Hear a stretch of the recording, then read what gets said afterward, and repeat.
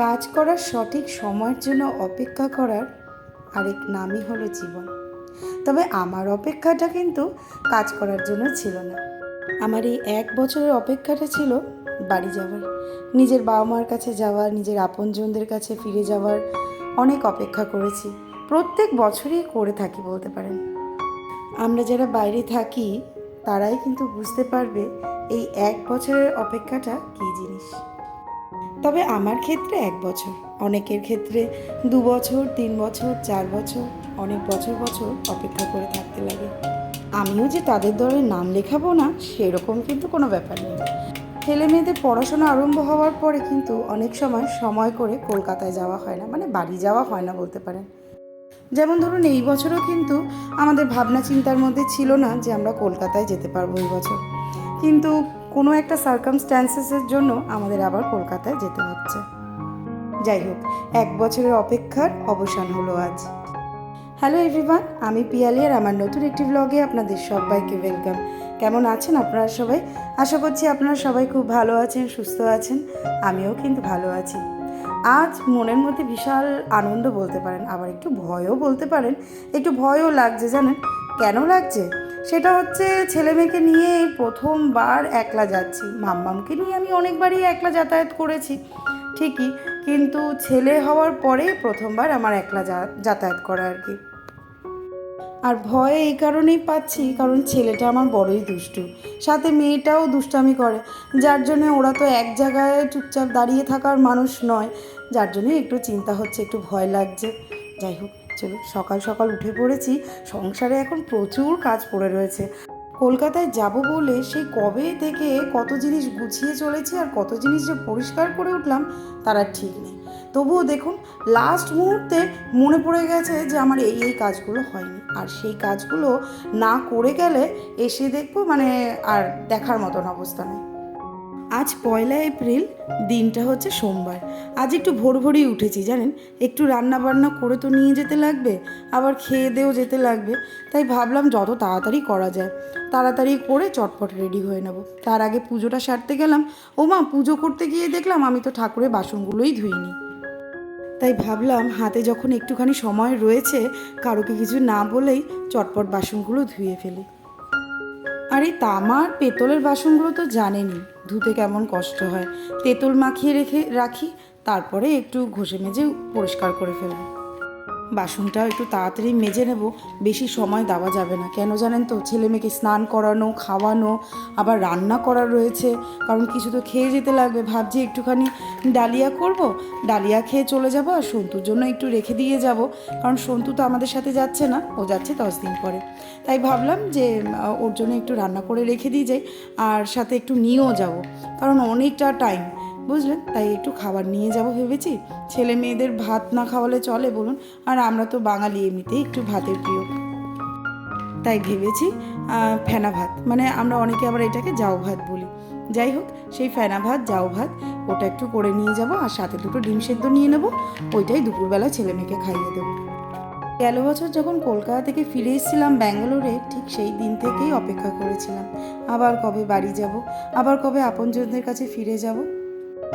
যখন কেউ ফোন করে বাড়ির লোকজন, আর যখন জিজ্ঞেস করে যে কবে আসবি আবার, তখন মনটা এত খারাপ হয়ে যায় না। মনে হয় তখন এই বছর যদি যেতে না পারি তাহলে তো গেল। অপেক্ষা মানুষকে তৈরি করে এক ধৈর্যশীল ব্যক্তিতে।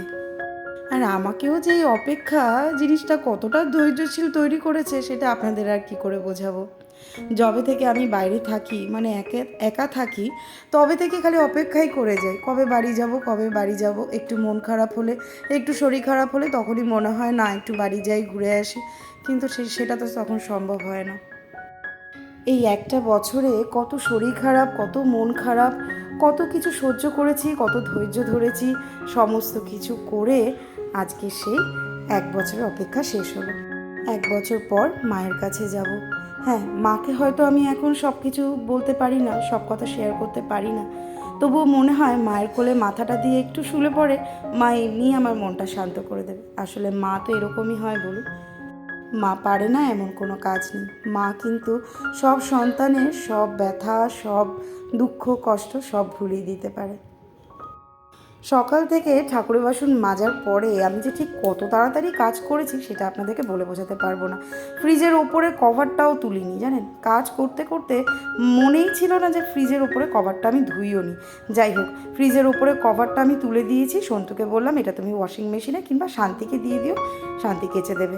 আর ওই জিনিসগুলো আমি ওখানেই ওরমভাবেই রেখে দিয়েছি, এসে আবার মুছে টুছে তখন কভারটা পেতে দেবো। বোতলগুলো ধোয়া হয়নি, তাই ভাবলাম বোতল দুটো নিয়ে যাব, মামার পাপানের দুটো বোতল আমি নিয়ে যাব, তাই ওদের দুটো ধুয়ে দিলাম। আর সন্তু বলল পিয়ালি তুমি সব বোতলই তুলে রেখে দিয়ে যাও, আমার জন্য শুধু একটা বোতল রাখো। তো তাই করলাম। যাই হোক, চলুন ডালিয়াটা বসিয়ে দিই। এই পাশে ডালিয়াটা হোক, ওই পাশে আমি ছেলে মেয়েকে একটু স্নান টান করিয়ে দিয়ে আসি।